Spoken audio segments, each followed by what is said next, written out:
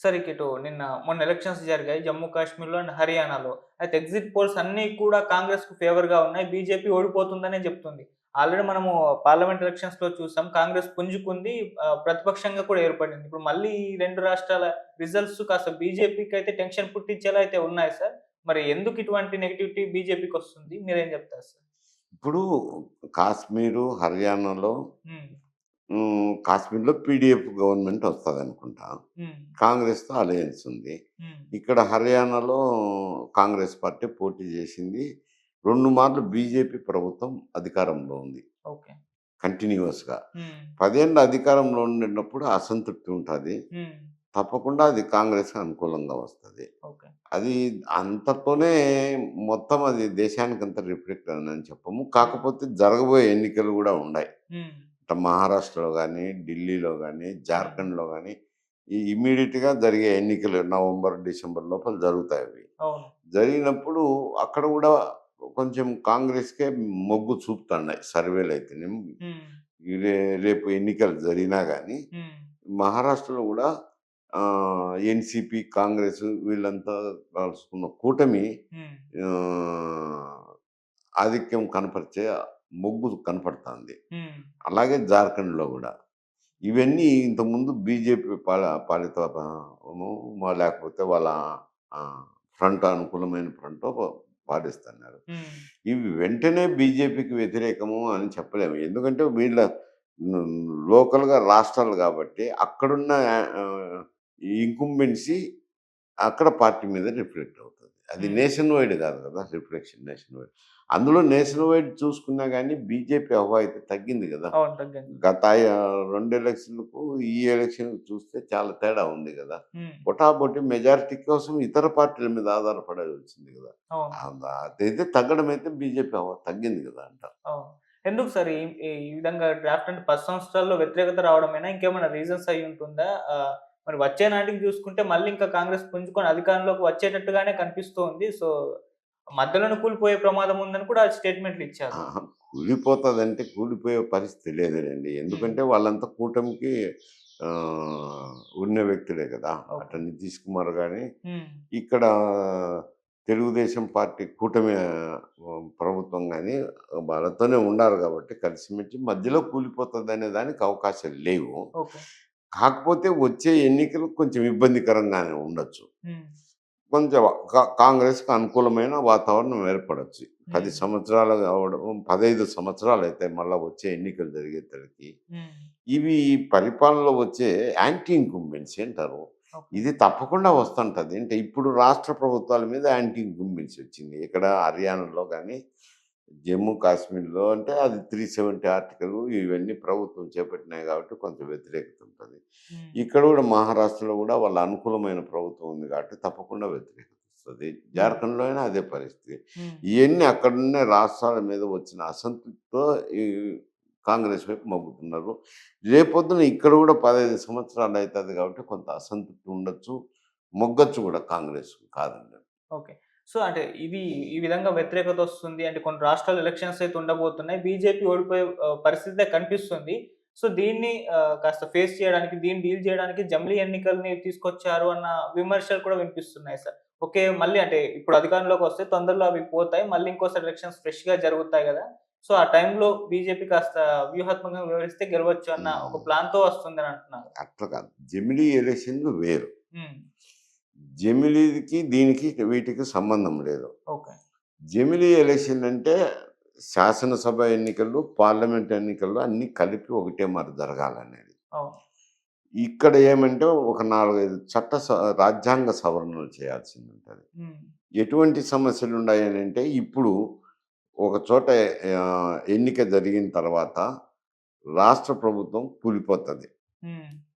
కూలిపోయినప్పుడు ఏముంది మళ్ళీ గవర్నర్ పరిపాలన ఏదో ఆల్టర్‌నేటివ్ ప్రభుత్వమైనా ఏర్పాటు చేసి ప్రత్యామ్నాయ ప్రభుత్వాన్ని ఏర్పాటు చేస్తారా చూస్తారు. ఏది కానప్పుడు మధ్యంతర ఎన్నికలకు పోతారు. ఓకే. ఎన్నికలకు పోయినప్పుడు అప్పటి నుంచి 5 సంవత్సరాల కాలానికి ఎన్నిక జరుపుతున్నారు హ్మ్. శాసనసభలు. అవును. అందువల్ల ఈ వేరియేషన్ వచ్చింది. గతంలో అయితే పార్లమెంటో, శాసనసభే ఉన్నాయి. ఇప్పుడేం చేయాలా? ఒకవేళ సంవత్సరం లోపల కూలిపోయింది అనుకోండి. ఒక రాష్ట్ర ప్రభుత్వం ఏర్పడింది. హ్మ్. సంవత్సరం లోపలే కూలిపోయింది. కూలిపోతే అప్పుడు ఎన్నిక జరిగినా ఆ 4 సంవత్సరాలకే జరపాల్సిందుంటది. ఓకే. అది రాజ్యాంగ సవరణ చేయాలి. హ్మ్. ఒకవేళ ఒక రాష్ట్ర ప్రభుత్వం ఏర్పడింది. హ్మ్. పార్లమెంట్‌తో పాటు రాష్ట్ర ప్రభుత్వం గూడా ఏర్పడింది. ఓకే. ఏర్పడినప్పుడు ఒక సంవత్సరం ముందర కూలిపోతది. హ్మ్.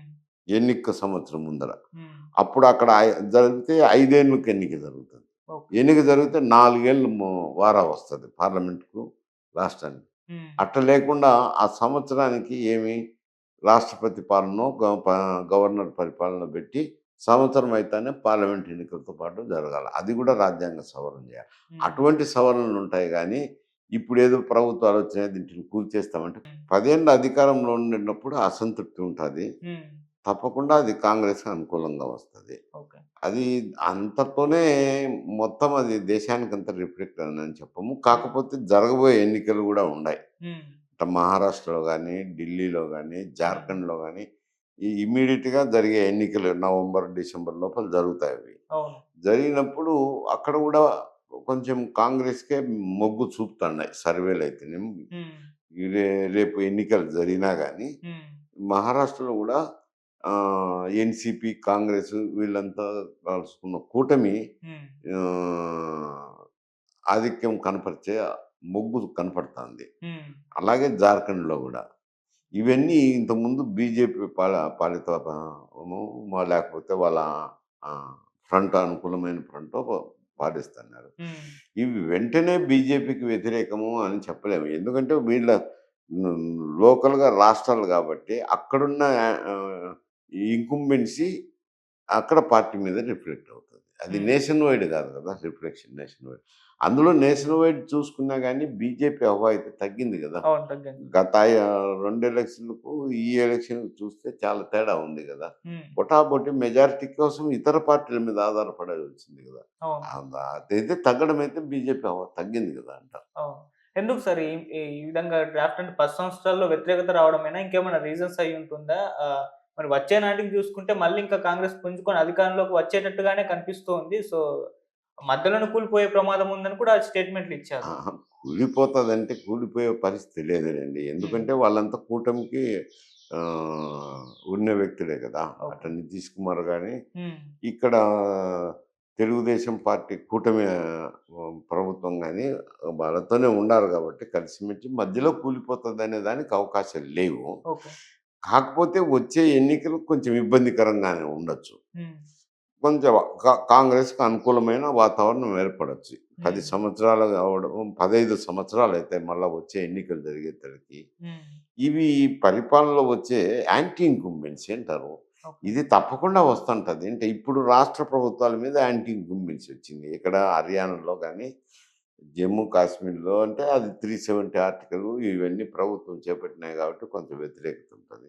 హ్మ్. ఇక్కడ గూడా మహారాష్ట్రలో గూడా వాళ్ళ అనుకూలమైన ప్రభుత్వం ఉంది కాబట్టి తప్పకుండా వ్యతిరేకత వస్తది. హ్మ్. జార్ఖండ్‌లో అయినా అదే పరిస్థితి. హ్మ్. ఇయన్నీ అక్కడున్న రాష్ట్రాల మీద వచ్చిన అసంతృప్తితో ఈ కాంగ్రెస్ వైపు మగ్గుతున్నారు.